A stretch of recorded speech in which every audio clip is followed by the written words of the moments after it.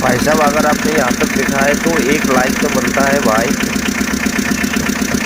ज़्यादा कुछ नहीं मांग रहा, सिर्फ एक लाइक, ठीक है भाई। कुछ लोग एक लाइक का मतलब सिर्फ एक ही लाइक समझते हैं भाई।